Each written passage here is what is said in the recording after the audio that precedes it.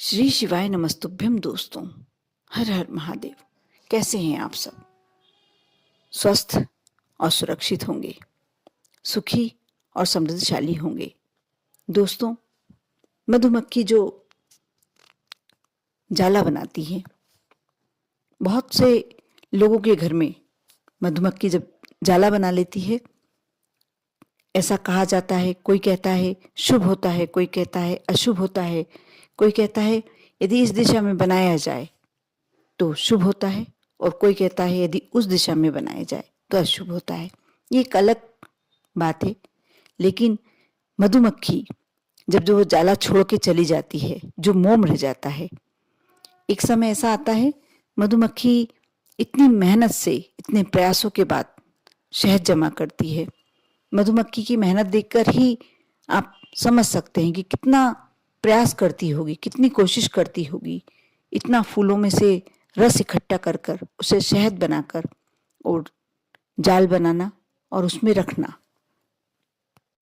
कुछ समय बाद वह मधुमक्खियां स्वयं वह शहद समाप्त कर कर और उस जाले में से निकलकर चली जाती हैं।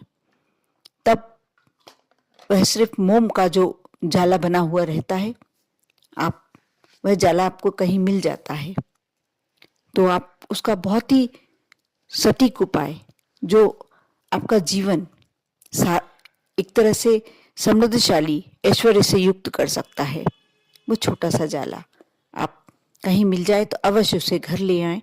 और मैं जो उपाय बताने जा रही हूँ, आप ध्यान से सुने। आप शुरू से अंत तक इस वीडियो को अवश्य देखें। अच्छा लगे तो लाइक करें, और यदि आप मेरे चैनल पर नए हैं तो सब्सक्राइब करें। दोस्तों, वह जाला आपको कहीं भी मिल जाए, आप प्रयासरत रहें, किसी से बोल कर रखें, लेकिन आप इस बात का विशेष ध्यान रखें, जब उसमें मधुमक्खियां रहें तब उस छाते को आप न तोड़ें, उस छाते को लाने का प्रयास ना करें। मधुमक्खियां उसमें से निकल गई हों, उड़ गई हों, उसमें शहद पूरा खत्म हो जाता है, समाप्त हो जाता है, तब उस छाते को आप लेकर आए घर पर। वह किसी भी के लिए भी यूज का नहीं रहता है, इसलिए कोई भी आसानी से आपको दे देगा। दोस्तों, वैसे तो सुनसान एरिया में, जंगली इलाकों में मिल ही जाता है, आप किसी से कह के रखेंगे तो इजीली आपको मिल जाएगा। आप वह छाता बुलवा लें और उसको पीस लें। पीसने के बाद जो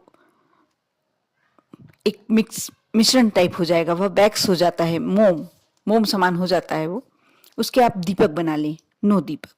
अब आपको क्या करना है, जो 2 फरवरी को नवरात्रि, गुप्त नवरात्रि आ रहे हैं, उसमें आपको ये कार्य करना है। आप उस मोम से, जो बैक्स से आपने 9 दीपक बनाने हैं, और उसमें एक बत्ती या तो तिल के तेल की या शुद्ध घी की आप बत्ती लगा लें। और यदि आप घर में देवी जी बिठालते हैं, पूजन करवाते हैं, वो एक अलग बात है, वह आप कर सकते हैं। लेकिन यदि आपको सिर्फ ये उपाय करना है तो भी आप कर सकते हैं। आप अपने घर के मंदिर में, यदि आपने देवी की प्रतिमा रख के रखी है या देवी की फोटो है, उनके समक्ष नहीं है तो भी उनके नाम से आप दीपक लगा लें। और माँ का कोई भी मंत्र, माँ काली का मंत्र, चामुंडाय नमः, कोई भी मंत्र आप ले लें और 11 बार, 21 बार, जितनी बार आप कर सकते हैं वह करें। उनके समक्ष वह दीपक प्रज्वलित होता रहना चाहिए। एक दीपक आपको रोज करना है, और ये कार्य आपको 9 दिन तक एक ही समय पर करना है। आप समय बदले नहीं, आप देख लें कि किस समय आपको आसानी से आप कर सकते हैं, वह टाइम लें। और स्वच्छ वस्त्र धारण करें। सबसे पहली शर्त आपके साथ ये होनी चाहिए कि आप स्वच्छ वस्त्र धारण करें। और आपने दीपक प्रज्वलित किया, आपने जितनी बार आपको जाप करना है, आप 108 मनके से माला से जाप करना चाहें तो भी कर सकते हैं। और जो भी आपकी समस्या है, धन संबंधी, पैसे संबंधी या और कोई समस्या, आप अपनी जो भी मनोकामना है उस दीपक के समक्ष कहें, मन ही मन कहें, प्रार्थना करें, और उस दीपक को ले जाकर आपका जब ये कार्य हो जाए तो आप खुली छत पर उस दीपक को रहने दें। एक प्लेट में रखकर और छत पर रखे आए। लास्ट में वह दीपक पूरा बत्ती के साथ, क्योंकि मोम ही होता है ये, तो पूरा जल जाएगा। आपका 1 दिन का कार्य हो गया। इस तरीके से आपको 9 दिन तक लगातार करना है। 9वें दिन जो उसका बचा हुआ है, यदि कुछ बचता है वह आप ले आके नदी में प्रवाहित कर दें या किसी वृक्ष के नीचे डाल दें। आपको 9 दिन तक लगातार अपनी मनोकामना, एक ही मनोकामना कर सकते हैं आप, बार बार अलग अलग मनोकामनाएं नहीं कर सकते। जो भी आपकी ऐसी मनोकामना है जो आपको पूरा करना ही है, लेकिन इसके लिए आपको लगातार 9 दिन तक करना पड़ेगा।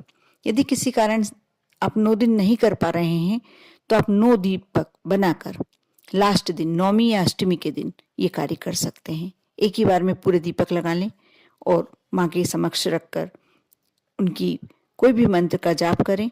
उसे ले आकर आप छत पर, खुली छत पर आप रख लें और जब वह पूरे जल जाए, मनोकामना बोलकर आप उसे नदी में प्रवाहित कर दें या किसी वृक्ष के नीचे डाल दें।